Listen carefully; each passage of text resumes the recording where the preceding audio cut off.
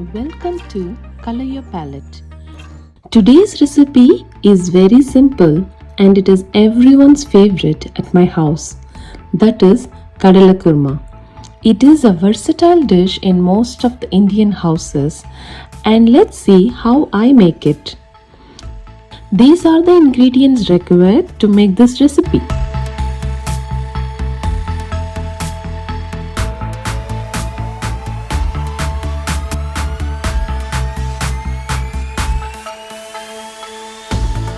Let's start by sauteing the roughly chopped onions in a pan. We will be grinding it into a thick paste along with coconut, cashews and fennel. This mixture will be added to the recipe at the end. Once the onions are done, keep it aside and you can continue making the recipe in the same pan. But I am using a different pan.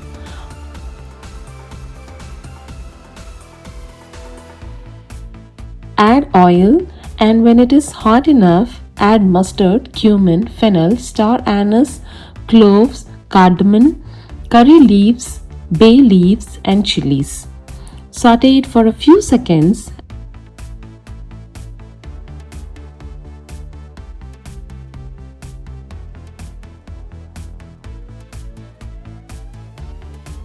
And then add finely chopped onions. Saute it for a minute till the raw smell goes away.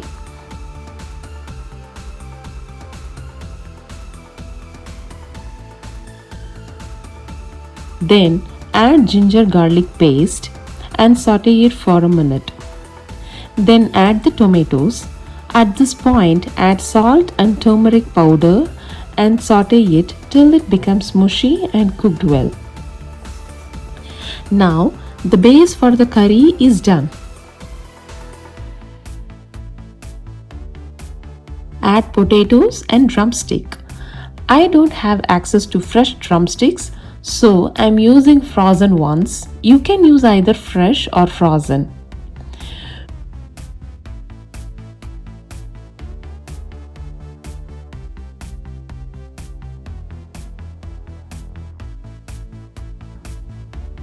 You can add korambu powder at this point and saute it for a minute.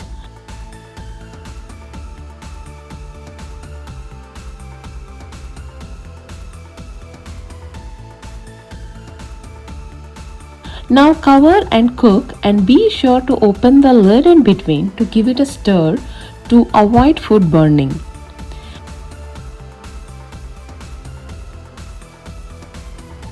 Meanwhile, the ingredients for making the coconut paste is ready. Grind them and keep aside.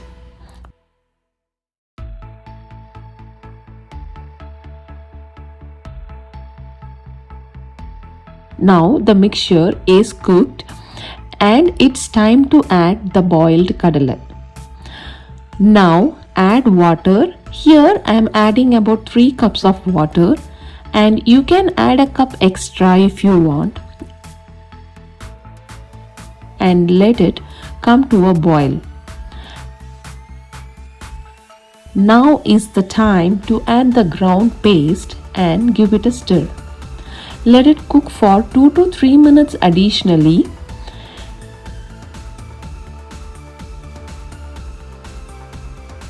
The dish is ready, and let's garnish it with coriander leaves.